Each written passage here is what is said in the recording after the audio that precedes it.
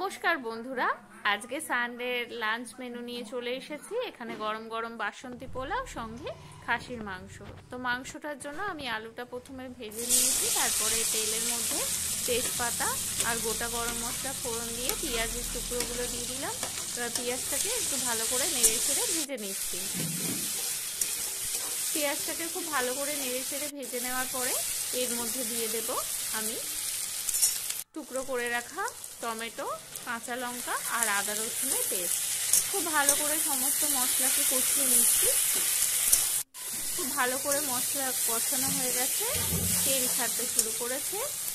এই সময় আমি মেখে রাখা মাটনটা আমি ম্যারিনেট করে রেখেছিলাম নুন, লঙ্কার গুঁড়ো, হলুদ গুঁড়ো, সামান্য তেল, নুন আর চিনি দিয়ে। এবার এটাকেও আমি মশলার সঙ্গে নিয়ে নেব। এবার নিয়ে খুব ভালো করে সমস্ত মশলার সঙ্গে মাটনটাকে খুব ভালো করে কষিয়ে নিচ্ছি।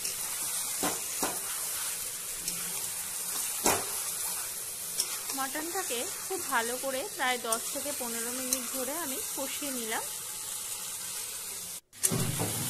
কষানো প্রায় হয়ে গেছে। এবার মাংসের কালারও চেঞ্জ হয়ে গেছে। দেখুন, খুব ভালো মতো কষানো হয়ে গেছে। এই পর্যায়ে আমি এর মধ্যে কিছুটা গরম মশলার গুঁড়ো অ্যাড করে নিয়েছি। আবারও ভালো করে নেড়ে চেড়ে মিশিয়ে নিলাম। আর সামান্য কয়েকটা পেঁপের টুকরো আমি দিয়ে নিয়েছিলাম, যাতে মাটনটা খুব ভালো করে সিদ্ধ হয়। এবার একটু জল দিয়ে মাটনটাকে নেড়ে চেড়ে কষিয়ে নিলাম। নিয়ে এবার ভেজে রাখা আলুর সাথে মাটনগুলো অ্যাড করে নিচ্ছি। তো কষানো মাটনটা প্রেসার কুকারের মধ্যে ঢেলে নিলাম। আমি মাটনটাকে এইভাবে সিদ্ধ করি যাতে খুব ভালো মতো সফট হয়ে যায়। তো এইভাবে সমস্ত মাটনটা দিয়ে নিয়ে এবার কড়ার মধ্যে গরম জল করে সেই জলটাও আমি এই প্রেসারের মধ্যে অ্যাড করে নেব। দেখুন, জল আমি দিয়ে নিয়েছি পরিমাণ মতো, যে যেরকম ঝোল খায়। তো আমরা একটু পাতলা ঝোল করলাম প্রথমে। এবার আমি প্রেসারে 4টে সিটি দিয়ে নেব। প্রেসারে আমার 4টে সিটি দেওয়া হয়ে গেছে। এবার আমি দমটা হতে রেখে দেব। তো দেখুন, খুলে নিয়েছি, খুব সুন্দর কালার এসেছে, একদম লাল টকটকে মাটনের ঝোল কিন্তু রেডি হয়ে গেছে। এবার আমি এর মধ্যে আরও একটু গরম মশলার গুঁড়ো অ্যাড করে নিচ্ছি।